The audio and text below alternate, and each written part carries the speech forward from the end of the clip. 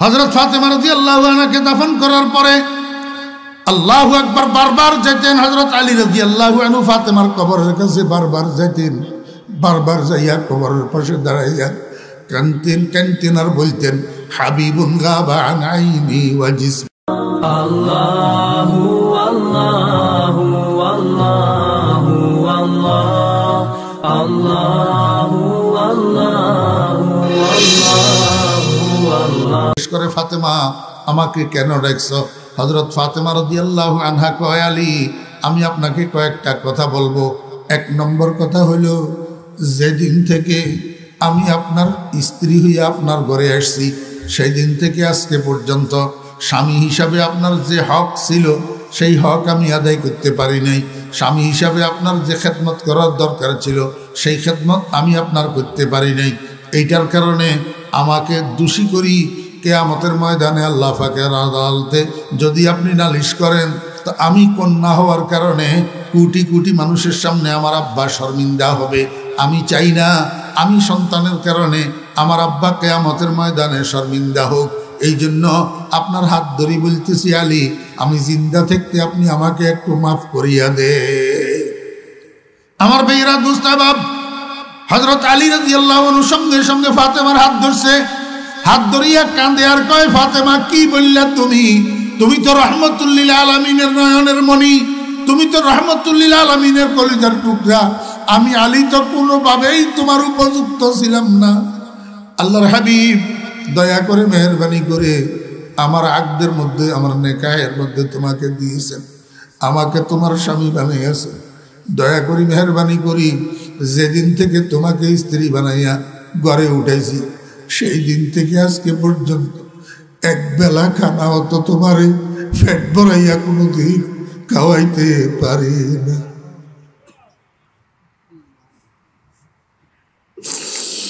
আমার ভাইয়েরা দোস্ত বাপ, হযরত আলী রাদিয়াল্লাহু আনহু কয়, ফাতেমা তুমি তো জাহানের সম্রাটের কন্যা, তোমাকে স্ত্রী বানাইয়া ঘরে আনছি যে সেই দিন থেকে আজকে পর্যন্ত ভালো এক জোড়া কাপড়ও তো তোমারে আমি পরাইতে পারি নাই, ভালো একটা বিছানার মধ্যে তোমাকে ঘুমাইতে দিতে পারি নাই। আমি তো তোমার কোনো মেহমানদারি করতে পারি না, তোমার কোনো খেদমত করতে পারি নাই। আল্লাহর হাবিবের কন্যা হিসাবে কিয়ামতের ময়দানে তুমি যদি আল্লাহ পাকের দরবারে আমার জন্য মামলা করো, আমি আলীর কি উপায় হবে? আল্লাহর ওয়াস্তে জিন্দা থাকতে তুমি আমাকে একটু মাফ করিয়া দিয়া যাও। স্বামী স্ত্রীর হাত ধরিয়া কান্দে আর স্ত্রী স্বামীর হাত ধরিয়া কান্দে, একে অপরের কাছে মাপ চায়। আমার মা বোনেরা, এইটাকে বলে দম্পতি, এইটাকে বলে স্বামী স্ত্রীর মহাব্বত, এইটাকে বলে স্বামী স্ত্রীর আচরণ। আজকের দুনিয়াতে আমরা কিছু স্বামী স্ত্রী আছি, ঝগড়া লাগলে 3 বাড়ি খবর হয়। স্বামী স্ত্রীর মা বাপ ধরিয়া গালাগালি করে আর স্ত্রীর স্বামীর মা বাপ ধরিয়া গালাগালি করে। জীবনটা জাহান্নামে পরিণত হয়। এটা কোন ধরনের স্বামী, এটা কোন ধরনের স্ত্রী?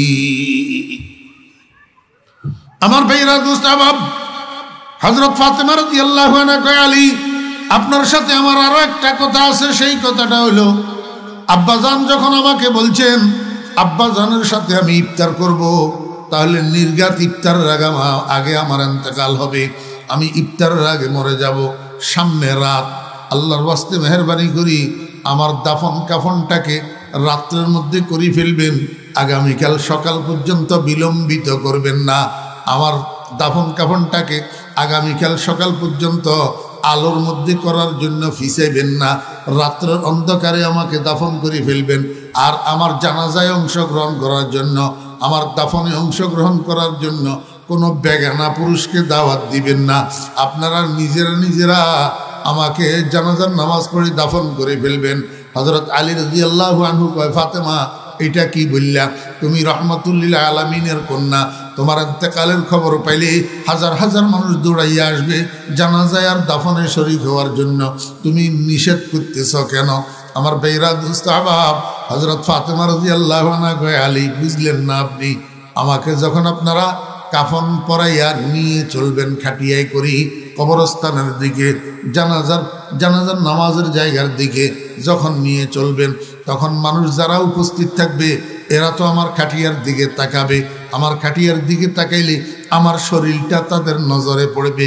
যদিও কাফনের কাপড় পেছানো থাকার কারণে তারা আমার চেহারা দেখবে না, কিন্তু রসুলের কন্যা ফাতেমা কতটুক লম্বা, কতটুক খাটো, কতটুক মোটা, কতটুক চিকন, এটা তো তারা বুঝতে পারবে, এটা তো তারা বুঝবে। আমার কাফনের কাপড় দিয়া যখন আমার শরীরটা মোড়ানো থাকবে, কাফনের কাপড়ের উপর দিয়া তাকাইলে তারা আমার চেহারা দেখবে না, এই কথা ঠিক, কিন্তু আমার শরীরের অবকাঠামোটা তো তারা অনুভব করতে পারবে। লম্বা কদ্দুর, বাটি কদ্দুর, মোটা কদ্দুর, চিকন কদ্দুর, এটা তো তারা বুঝতে পারবে। আমি ফাতেমা এটাকেও পর্দার লঙ্ঘন মনে করি। আমি মনে করি আমার শরীরের অবকাঠামোটা কাফনের কাপড়ের উপর দিয়েও বেগানার নজরে পড়ুক, এটাও পর্দার লঙ্ঘন। আর এতটুকু পর্দার লঙ্ঘনের কারণে আমার আব্বা হয়তো আল্লাহ পাকের আদালতের আসামি হইয়া যেতে পারে। আমি এটাও চাই না। এই জন্য আল্লাহর ওয়াস্তে আমাকে দিয়া পর্দা লঙ্ঘন করাবেন না। আমার কাফনের কাপড়ের উপর দিয়াও কোনো বেগানার নজর আমার দেহের উপরে পড়ুক, এটা আমি চাই না। কোনোভাবেই এটা করতে দিবেন না। আমাকে রাত্রের মধ্যে দাফন করবেন, আর কোনো বেগানা মানুষকে আমার জানাজায়, আমার দাফনে অংশগ্রহণ করার জন্য খবর দিবেন না। আল্লাহু আকবার। তারিখের মধ্যে লিখে হাদিস শরীফের মধ্যে আসছে, হাসান হোসেন ছোট, মায়ের খাটিয়া বহন করার মতো তাদের এখনো যোগ্যতা হয় নাই। আমার ভাইরা, হযরত আলী রাদিয়াল্লাহু আনহু মানুষ একজন।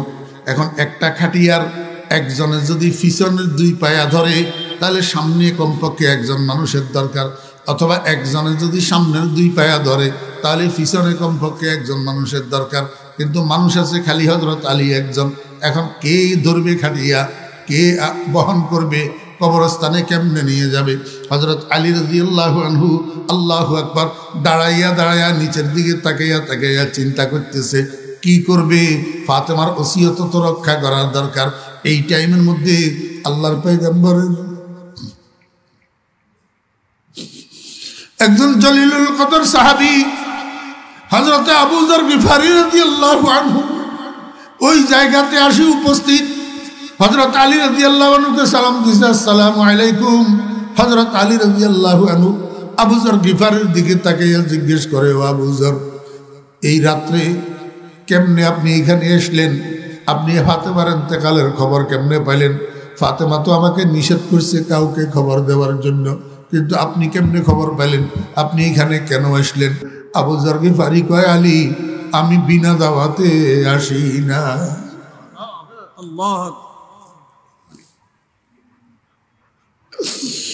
मुझे कूफा वालों मुसाफिर न समझो, मैं आया नहीं हूँ, बुलाया गया हूँ।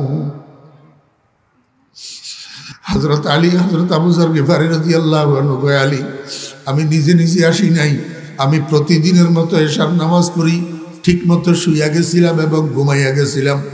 ঘুমের মধ্যে স্বপ্ন দেখতেছি রহমতুল্লিল আলামিন শফিউল মুজনিবিন জনাবে মুহাম্মদুর রাসূলুল্লাহ সাল্লাল্লাহু আলাইহি ওয়াসাল্লাম আমারে কয়, ও আবু যর, আমার ফাতেমার খাটিয়া বহন করার জন্য আলী ছাড়া আর কেউ নেই, তুমি একটু যাও না, আমার ফাতেমাকে কবরস্থানে নিতে সাহায্য।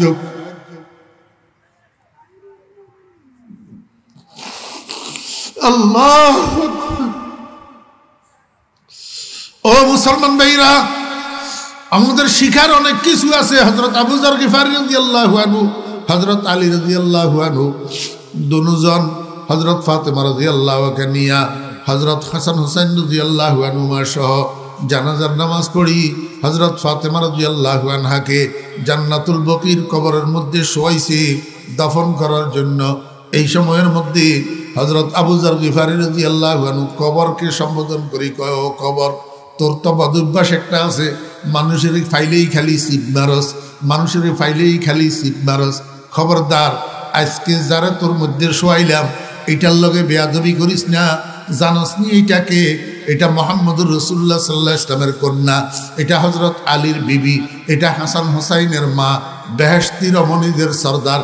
এটার সাথে বেয়াদবি করিস না। আমার ভাইরা, আপনারা উলামায়ে কেরামকে জিজ্ঞেস করেন, কবরের মাটিরে আল্লাহ পাক জবান খুলে দিয়েছে, কবরের মাটিয়ে আবু যর গিফারি রাদিয়াল্লাহু আনহুর সাথে আরবি ভাষায় কথা কয়। কবরের মাটি কয়, ও আবু যর, আমি রসুলের কন্যা চিনি না, আমি আলীর বিবি চিনি না, আমি হাসান হুসেনের মা বুঝি না, আমার এখানে বংশ পরিচয়ের কোনো মূল্য নাই। আনা বাইতুল ওয়াহদাতি, আনা বাইতুল ওয়াহশাতি, আনা বাইতুল জুলমতি, আনা বাইতুদ দুদ। আমি একলা ঘর, আমি অন্ধকার ঘর, আমি সব বিচ্ছুর ঘর, আমি অপরিচিত ঘর। মাম্বাত্তা বিহি আমালুহু লাম ইউসরি বিহি নসবুহু। যার আমলে তারে ফিসে হটায়, বংশ পরিচয়ে তারে আগে বাড়াই দিতে পারে না। আমার এখানে নেকামল নিয়ে আসলে আদর কদর আছে, বদামল নিয়ে আসলে আমার এখানে শাস্তি আছে, সে যেই হোক না কেন। এই জন্য রাসূল আকরাম সাল্লাল্লাহু আলাইহি ওয়াসাল্লাম জিন্দা অবস্থায় হযরত ফাতেমা রাদিয়াল্লাহু আনহাকে ডাকি ডাকি বলছেন, ইয়া ফাতিমাতু আনকিজি নাফসাকি মিনান নার, ইয়া ফাতিমাতু আনকিজি নাফসাকি মিনান নার। ও ফাতেমা, তুমি তোমার নিজেকে জাহান্নামের আগুন থেকে বাঁচাও, জাহান্নামের আগুন থেকে বাঁচতে পারো সেরকম আমল করো। ফাইন্নাহু মাম্বাত্তা বিহি আমালুহু লাম ইউসরি বিহি নসবুহু। তুমি নিজে যদি নাফরমান হও, আব্বা যদি আল্লাহর ওলি হয়, আব্বাই তোমাকে কিছু করতে পারবে না। তুমি নিজে যদি নাফরমান হও, পীর সাহেব যদি আল্লাহর ওলি হয়, পীর সাহেবে তোমাকে কিচ্ছু করতে পারবে না। তুমি নিজে যদি নাফরমান হও, তোমার খাতিল্লা যদি বড় হুজুর হয়, বড় হুজুরে তোমার কিচ্ছু করতে পারবে না। আল্লাহু আকবার। এই জন্য বলি মা বোনেরা, হযরত ফাতেমা রাদিয়াল্লাহু আনহার এই ঘটনাটা আপনাদেরকে শুনাইলাম। বেগানা পুরুষের থেকে কিরকম পর্দা করা দরকার। রসুলের কন্যা হইয়া দুনিয়াতে থাকতে জান্নাতের সার্টিফিকেট পাওয়া সত্ত্বে ফাতেমা মৃত্যুর পরে পর্যন্ত কিভাবে পর্দা করলেন। এইভাবে নিজের যৌবনকে, নিজের যৌনতাকে হেফাজত করবেন, কারণ এটা আপনার কাছে আল্লাহ পাক রাখছে আপনার স্বামীর আমানত। স্বামীর কি? ওয়াল্লাযীনা হুম লিআমানাতিহিম ওয়া আহদিহিম রাউন। এই জন্য হুজুরে পাক সাল্লাল্লাহু আলাইহি ওয়াসাল্লাম হাদিস শরীফের মধ্যে ইরশাদ করেন, আমার উম্মতগণ, 4টা জিনিস যদি তোমার মধ্যে থাকে, দুনিয়াদারি তোমার না থাক, তোমার কিচ্ছু আসে যায় না। ধন সম্পদ তোমার কাছে নাই, গাড়ি বাড়ি তোমার কাছে নাই, রাজপ্রাসাদ তোমার কাছে নাই, ক্ষমতা তোমার কাছে নাই, তোমার কোনো অসুবিধা নাই। এই 4টা গুণ যদি তোমার কাছে থাকে, 1 নম্বর গুণ আমানতের হেফাজত করা, 2 নম্বর সদা সত্য কথা বলা, 3 নম্বর নিজের চরিত্রকে সুন্দর করা, 4 নম্বরে হালাল খাদ্য খাওয়া। আল্লাহু আকবার। হিফযু আমানাতিন ওয়া সিদকু হাদিসিন ওয়া হুসনু খলিকাতিন ওয়া ইফাতুন ফি তুমাতিন। কয়টা গুণ? 4টা গুণ। 1 নম্বর আমানতের হেফাজত করা, 2 নম্বর সত্য কথা বলা, 3 নম্বর চরিত্রকে সুন্দর করা, 4 নম্বর হালাল খাদ্য খাওয়া। হালাল, খবরদার হারাম খাইবেন না। হারাম খাওয়াইয়া ছেলে মেয়ে লালন পালন করবেন না। যেই ছেলে মেয়েকে হারাম খাওয়াইয়া লালন পালন করবেন, এই ছেলে মেয়ে দুনিয়া আখিরাতে আপনার কোনো কাজে আসবে না। আখিরাতে তো উপকারে আসবে না, দুনিয়াতেও আপনার সেবা করবে না। ওই বৃদ্ধকালে ছেলে মেয়ের থেকে মা বাপ যেই সেবা পায় সেটা আপনি পাবেন না, কারণ আপনি তো হারাম খাওয়াই সন্তান লালন পালন করছেন। এই ছেলে নিজে অফিসার হইয়া, বউ লইয়া শহরে বন্দরে যাইয়া থাকবে, আর আপনারে বৃদ্ধাশ্রমে পাঠাইয়া দিবে। আপনি বৃদ্ধাশ্রমে থাকা লাগবে, ছেলে মেয়ের মুখ পর্যন্ত দেখবেন না। খবরদার হারাম খাওয়াইয়া, হারাম লোকমা দিয়া ছেলে মেয়ে লালন পালন করবেন না। আল্লাহু আকবার। ছেলে মেয়েকে মাদ্রাসায় দিবেন। কোথায় দিবেন? মাদ্রাসায় দিবেন। কোরআন শিখাবেন, দিন শিখাবেন। ছেলে, একটা ছেলেও হইলে যেন আপনার জানাজার নামাজের ইমামতি করতে পারে। সাকরাতের সময় আল্লাহু আকবার আপনার মাথার পাশে বসি সূরা ইয়াসিনটা যেন পড়তে পারে। শুক্রবারে আপনার কবরটা জিয়ারত করার সময় কবর জিয়ারতের দোয়াটা যেন পড়তে পারে। 5 ওয়াক্ত নামাজের পরে আল্লাহর দরবারে হাত উঠাইয়া রব্বির হামহুমা কামা রব্বায়ানি সাগীরা আপনার জন্য দোয়া যেন করতে পারে। ও মুরব্বিয়ানে কেরাম, একটা ছেলে হলেও মাদ্রাসায় পড়াইবেন, আর মাদ্রাসাগুলাকে সব সময় বুকে নিয়ে থাকবেন। ও বেয়েরা দোস্ত আবাব, মনে রাখবেন, আপনার ফ্যামিলি মেম্বার যদি 10 জন হয়, আজকে থেকে 11 জন মনে করবেন। আর একজন ফ্যামিলি মেম্বার এই মাদ্রাসাকে মনে করবেন আপনার মাসে মাসে আপনার ঘরে যদি আল্লাহু আকবার 20,000 30,000 টাকা যদি ফ্যামিলি খরচ হয় তো সেখানে আর 2,000 টাকা যোগ করবেন। প্রতি মাসে 2,000 টাকা মাদ্রাসায় আল্লাহর রাস্তায় দিবেন, আল্লাহর রাস্তায় মাদ্রাসায়। মনে রাখবেন এগুলা কোরআনের কারখানা। কোরআনের সাথে অল্প দামের কাপড়, কোরআন শরীফের গিলাপ বনে, মানুষে ফাঁয়ে লাগলে উঠাইয়া বুকে লাগায়, মুখে লাগায়, চুমা খায়। অল্প দামের কাঠ কোরআন শরীফের রেহাল হয়, ফাঁয়ে লাগলে উঠাইয়া বুকে লাগায়, মুখে লাগায়, চুমা খায়। আল্লাহকে অবন্দা তুই যদি আমার কোরআনের সাথে, কোরআনের কারখানার সাথে লাগিয়া লাগিয়া জীবনটা কাটস, আমি দুনিয়া আখিরাতে তোরে এইরকম সম্মানই বানাইয়া দিব। দুনিয়ার মানুষে তোরে ইজ্জত করবে আর সম্মান করবে। ওয়া আখিরু দাওয়ানা আনিল হামদুলিল্লাহি রাব্বিল আলামিন ওয়া সাল্লাল্লাহু তাআলা আলা খাইরি খালকিহি মুহাম্মাদিন ওয়া আলিহি ওয়া সাহবিহি আজমাইন।